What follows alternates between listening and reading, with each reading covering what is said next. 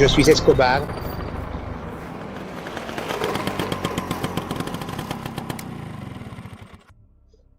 Alors Nicolas, dites-nous, comment se sont passés vos tout premiers débuts? Pablo Escobar, comment a-t-il débuté, on peut le dire ouvertement, dans le monde du crime?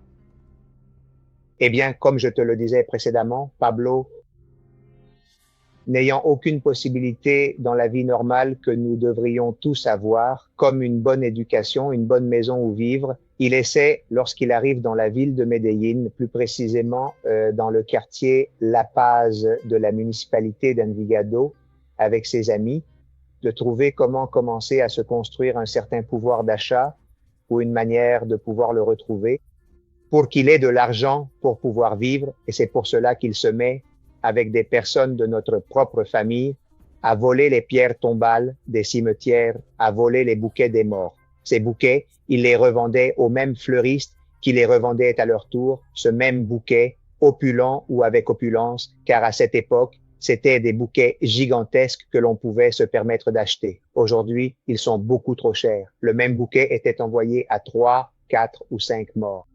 C'est-à-dire que les fleurs étaient déjà fanées et on ne pouvait plus les renvoyer.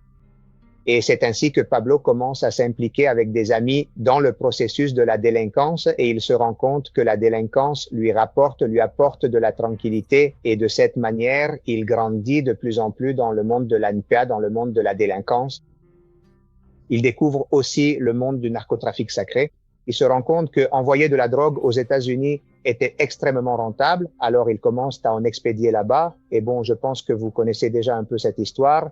Il a même eu l'occasion de financer des personnes haut placées au sein du gouvernement du pays, l'Espagne. Nous y arriverons à ce point, car je sais que c'est l'une des questions que les gens veulent savoir. Ils commencent par voler ces pierres tombales, ils les poncent, puis ils les remettent à... Ils revendent les bouquets, ils les ramènent aux fleuristes, mais bien sûr, de là au monde du narcotrafic, Nicolas, c'est un très grand saut. Qui a introduit Pablo là-dedans? Je pense qu'ils s'y sont tous introduits. Toutes les personnes de l'organisation se sont introduites dans ce monde parce qu'elles se sont rendues compte que le produit était très bon marché et se vendait très cher. Dans d'autres endroits, dans d'autres pays du monde, à ce moment-là, les États-Unis étaient le plus grand consommateur, précisément New York, puis ensuite Miami. En réalité, la drogue, la cocaïne n'était pas utilisée comme elle l'est aujourd'hui, c'est-à-dire par les gens qui sortent en boîte ou font la fête. Cette drogue était exportée, mais elle était destinée aux hautes sphères d'une qualité première de tout premier ordre. Et c'était destiné à des personnes qui faisaient des affaires en raison de l'explosivité, la capacité mentale que génère la cocaïne lorsque la personne est en pleine possession de ses moyens. Autrement dit, l'introduction de la drogue aux États-Unis avait pour but que les personnes appartenant aux hautes sphères du gouvernement, des grandes entreprises, aient une capacité accrue pour négocier, pour réfléchir plus vite et répondre rapidement aux questions qu'on leur posait. Au sein même des négociations et ainsi conclure des affaires nettement plus avantageuses et lucratives, mais à partir de là, le processus de la drogue commence à se tourner progressivement vers la consommation régulière dans les discothèques et à se répandre massivement dans les 4 coins du monde entier. De cette façon, il n'y a pas une seule personne en particulier qui l'introduit directement, mais c'est plutôt une synergie collective complexe et multidimensionnelle qui se crée naturellement pour pouvoir se développer. Merci. Atteindre les États-Unis. Alors, d'abord, ils commencent à envoyer la drogue d'aéroport en aéroport, d'aéroport en aéroport. Il n'y avait aucun inconvénient. Le problème commence lorsque l'on commence à sortir, et pardon pour la redondance, à sortir l'argent des États-Unis. Et les Américains ou les Nord-Américains se rendent compte qu'on leur retire des dollars et cela leur fait mal. Et c'est là que commence à se générer la problématique avec la cocaïne. Mais c'est une synergie entre ceux qui sont partis aux États-Unis pour pouvoir faire du commerce avec les différents acheteurs, les autres qui avaient déjà des contacts, et puis quand ils commencent à freiner l'entrée normale par l'aéroport, alors comment l'introduire en contrebande? Ensuite, une fois en contrebande, comment allons-nous commencer à l'introduire?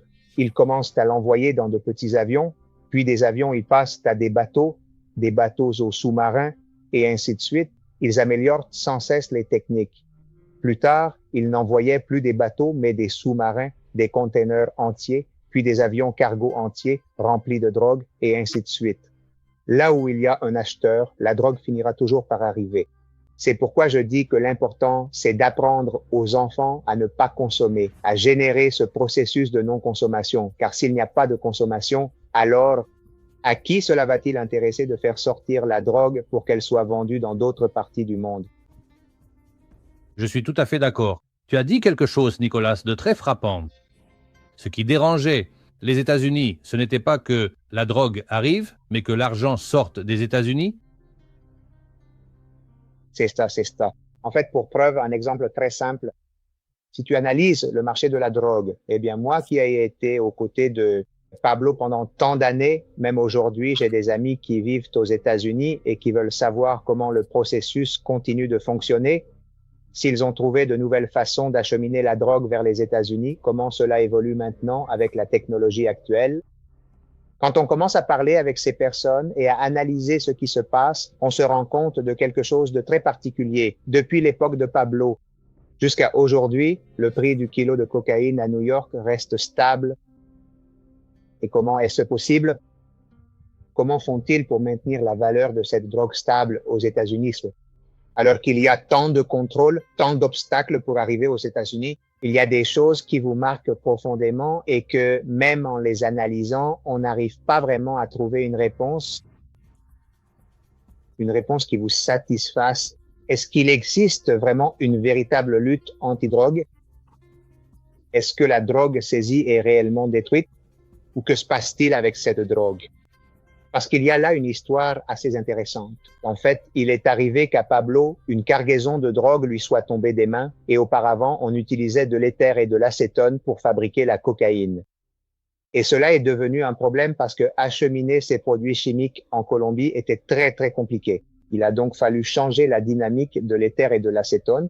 On est passé à d'autres produits chimiques pour pouvoir aussi perfectionner une cocaïne de très bonne qualité.